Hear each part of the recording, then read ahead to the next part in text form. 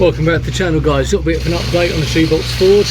Please excuse the sound of the builders digging down the road. I think they're doing some sort of internet cabling or something like that. But if you can hear me, let's have a little look at what I've been up to this week. It's mainly strengthening the shell and tying some bits together. So I'll just flip the camera around. We'll have a little look from inside and from outside. From outside you can see I have cut the stainless to the right size. I can't TIG weld this, so I'm going to have to get a mate to do it, but it's all formed to the right shape, which is good. If I pop open the door,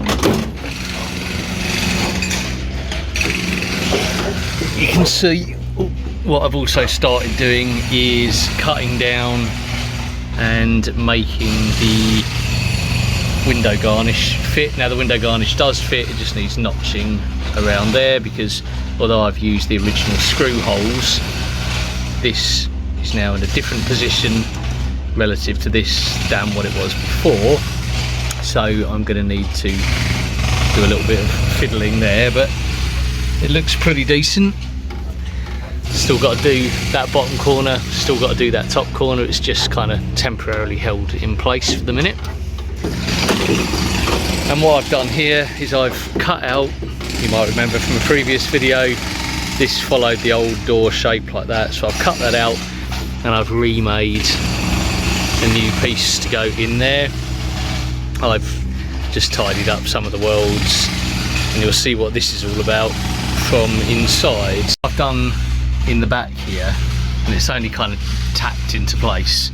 It is welded properly at the front there, just needs grinding down and sort of finishing off a bit, is the main brace that holds the B pillar here to the C pillar at the back, and has a threaded nut welded to the back of it for my seat belts.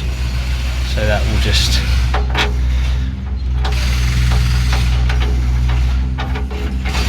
go. The third shoulder mount just goes in there. But what this does is it ties this part of the B pillar, top and bottom, to the window frame. Just going to stitch weld that along there. It also ties it to this section of structure here, this section of structure here, which is obviously tied all into here and all into the cross member at the back. Again, these welds need tidying up, but just welded the top of the frame to that, which is welded to that, which is welded to the front.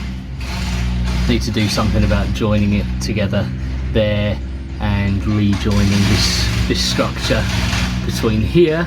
Just belt and braces it up. But you can see if we look over to the side that has not yet been done, then we've got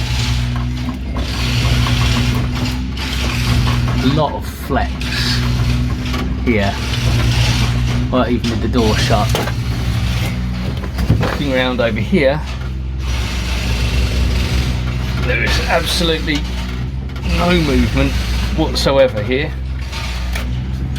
So although I'm going to put a piece that ties this all the way along and ties it to the floor and ties it to here and ties it to this absolute mess of cut out metal at the top here, which will all be fixed up. There's the inside of the new door frame.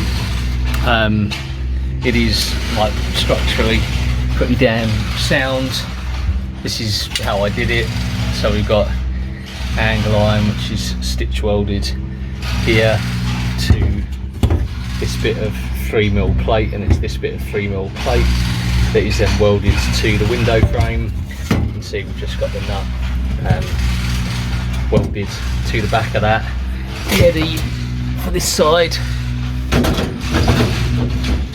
to go in place, something like that, and we'll get that all welded up later on, and that will bring all of that strength to this side that we've got on the other side. So it's baby steps, but it is finishing off little bits to make it nice. And as you can see, although that door is not fully shut, we've actually got quite a nice, almost finished look in here, or at the very least you can see what it's going to look like when it is finished. I haven't done the garnish moulding for this, but once that's done and in, you know, it will all look pretty damn tidy. So it is the autumn here, and autumn in the UK just means a hell of a lot of rain, even if it's not necessarily particularly cold. So I'm not 100% sure when the next update on this car will be. Really depends whether I manage to get around to actually doing anything interesting on it, because it's boring stuff at the moment. It's just finishing off little bits, it's grinding back welds, it's putting in strengthening and stuff like that. There's going to be no massive change to the shape of the car, and obviously that's the bit that is interesting to look at. So thanks for watching, and I'll see you in the next video.